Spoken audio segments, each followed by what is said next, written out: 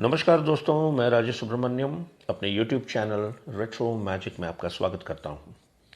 आज का जो किस्सा है वो मशहूर अभिनेत्री मधुबाला जी को लेकर है और साथ में प्रोड्यूसर डायरेक्टर B.R. चोपड़ा साहब। यह किस्सा उस दौर का जिस दौर में एक फिल्म बन रही थी जिसका नाम था नया दौर। नया दौर के लिए B.R. चोपड़ा साहब ने मधुबाला जी को साइन किया था और ये वो दौर जिस दौर में दिलीप कुमार साहब नंबर 1 पोजीशन पे थे और मधुबाला जी भी नंबर 1 पोजीशन पे थी।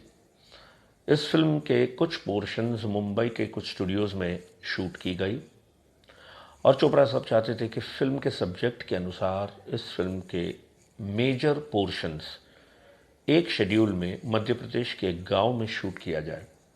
सारी प्लानिंग हो चुकी थी, लेकिन ऐन वक्त पे अठाउल्लाह खान साहब यानी कि मधुबाला जी के वालिद साहब ने अपनी बेटी को वहां भेजने से मना कर दिया।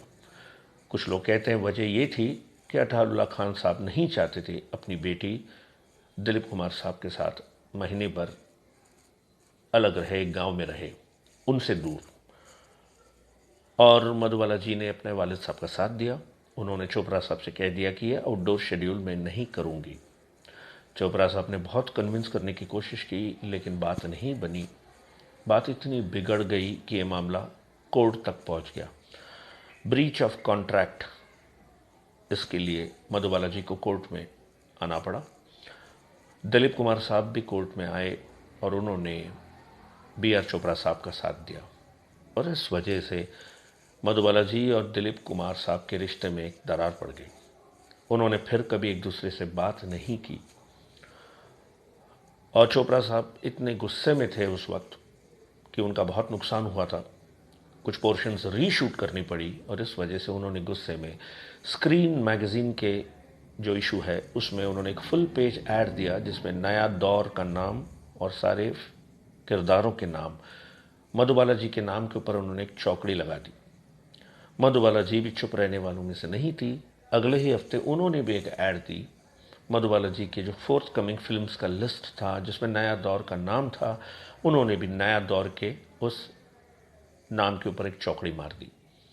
बात बहुत बिगड़ चुकी थी अब और दिलीप कुमार साहब और मधुबाला जी ने फिर कभी के एक दूसरे के साथ काम नहीं किया। एक ही फिल्म मुगल आजम जो बन रही थी उसको उन्होंने कंप्लीट किया। सेट पे आते थे, एक दूसरे से बिल्कुल बात नहीं करते थे, सीन शूट होती थी और फिर घर चले जाते थे। B.R. चोपड़ा साहब और मधुबाला जी ने भी कभी उसके बाद साथ में कोई फिल्म नहीं की और कभी एक दूसरे से बात भी नहीं किया। ये बहुत बड़ा लॉस है एक इंडस्ट्री में हमारे जैसे जो मूवी फैंस हैं उनके लिए कि दो अव्वल दर्जे के आर्टिस्ट, एक तरफ मधुबाला जी, एक तरफ प्रोड्यूसर डायरेक्टर B.R. चोपड़ा साहब, या कहिए मधुबाला जी और दिलीप साहब। खूबसूरत जोड़ी जिसको हमेशा लोगों ने पसंद किया और यही वो जोड़ी थी जो ऑफ स्क्रीन भी एक दूसरे के बहुत करीब आ गई थी। बदकिस्मती कहिए, लेकिन ये नया दौर के इंसिडेंट के साथ सब कुछ ख़त्म हो गया। आज के किस्सा बस यहीं पे मैं समाप्त करता हूँ। अगले रेट्रो मैजिक के एपिसोड में जल्दी मुलाकात होगी। तब तक के लिए आपसे आज्ञा लेता हूँ। Till then, goodbye, take care.